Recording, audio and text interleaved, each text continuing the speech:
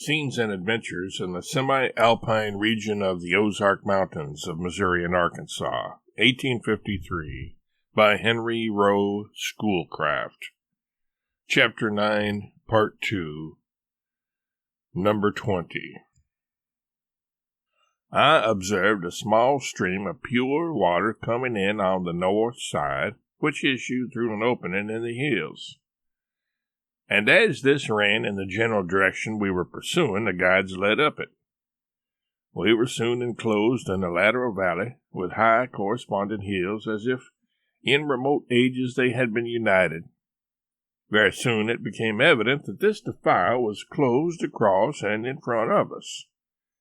As we came near this barrier, it was found that it blocked up the whole valley, with the exception of the mouth of a gigantic cave. The great width and height of this cave and its precipitous face gave it very much the appearance of some ruinous arch out of proportion. It stretched from hill to hill. The limpid brook we had been following ran from its mouth. On entering it, the first feeling was that of being in a large place. There was no measure for the eye to compute height or width. We seemed suddenly to be beholding some secret of the great works of nature, which had been hid from the foundation of the world. The impulse on these occasions is to shout. I called it Winoka. On advancing, we beheld an immense natural vase filled with pure water. This vase was formed from concretions of carbonate of lime, of the nature of stalagmite, or rather stalactite. It was grayish-white and translucent, filling the entire breadth of the cave.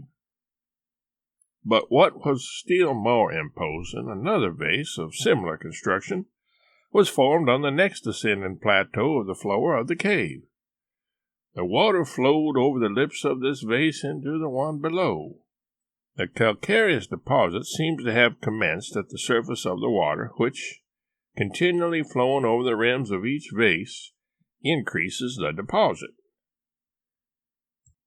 The height of the lower vase is about 5 feet, which is inferable by our standing by it, and looking over the rim into the limpid basin. The rim is about 2.5 inches thick. Etruscan artists could not have formed a more singular set of capacious vases. The stream of water that supplies these curious tanks rushes with velocity from the upper part of the cavern.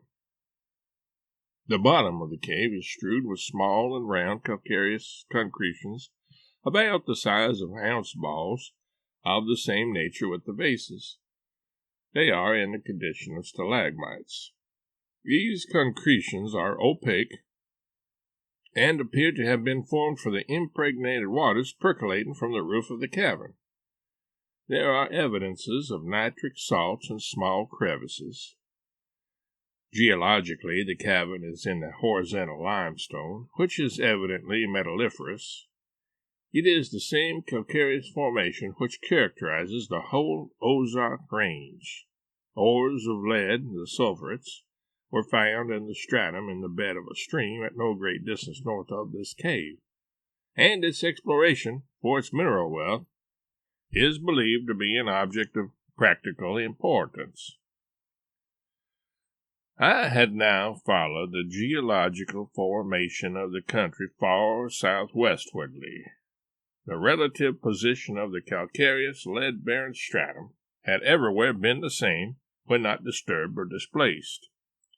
Wide areas on the sources of the Merrimack, Gasconade, and Osage, and also of the currents, Spring River and 11 Points and Strawberry, were found covered by heavy drift, which concealed the rock.